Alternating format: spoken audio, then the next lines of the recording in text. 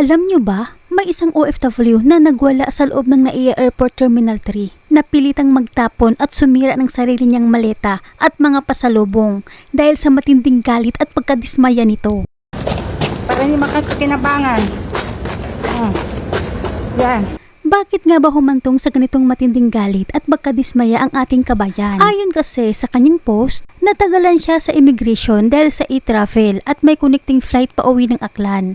Para hindi na daw siya mahirapan sa pagbitbit dahil sa pagod, pinag-isa na lang daw niya ang kanyang personal gamit tulad ng mga charger, 3 cellphone, mga gamot at mahalagang dokumento sa loob ng kanyang hand carry luggage, kaya daw ito umabot ng 11 kilos. Pero nang nakapila na daw siya sa domestic flight, hinarang daw siya ng staff ng Cebu Pacific dahil oversized daw ang maleta niya. Ang ikinasasama ng loob nitong ating kabayan, ito naman daw ang palagi niyang bitbit na luggage taon-taon tuwing umuwi siya sa Pilipinas nang walang nagiging problema. At ang matindi pa rito, ayon pa sa post ni kabayan, nung malaman daw ng staff na galing siya ng Hong Kong, ang paonang singil daw sa kanya ay 2,500 ay bigla daw tinaasan at naging 3,500 at dahil walang dalang cash at puro e-wallet lang ang kanyang apps, ang naging utos daw sa kanya ay itapon na lang daw ang sobra. Kaya sa sobrang sama ng loob nitong ating kabayan na ayaw magpaisa sa sistema, dinurog niya ang mga pagkain at binali ang handle ng maleta para wala nang makinabang. Kasi ani sa kanyang post, ayaw nga nila pagbigyan ng isang OFW tapos ipamigay ko pa sa kanila.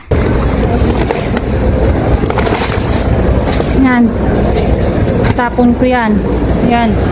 I-remove ko yung bagahe ko. Yan. Tapon ko ha. Yan.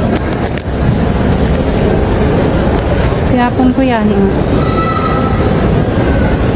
Kano lang ang bili ko yan? Kasi magbayad ako 3,500. Magkano lang bili nito?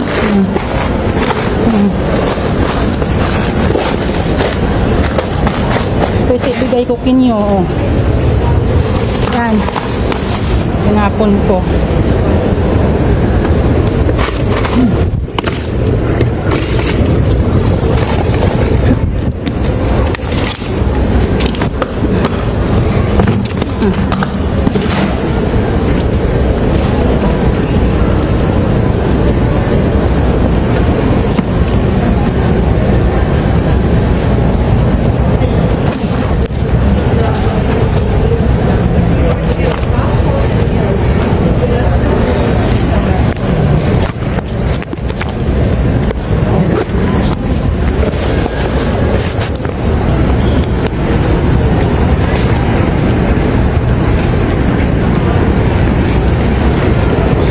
Tinapon ko bagahe ko, o yan.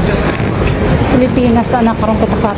Kung ikaw ang tatanungin kabayan, ano ang masasabi niyo sa tindi ng sinapit ni kabayan? Magagawa niyo rin ba ang ginawa niya? Pakikomento ang iyong saloobin at pananaw sa video na ito. Salamat at palagi po kayong mag-ingat kung saan man kayo ngayon.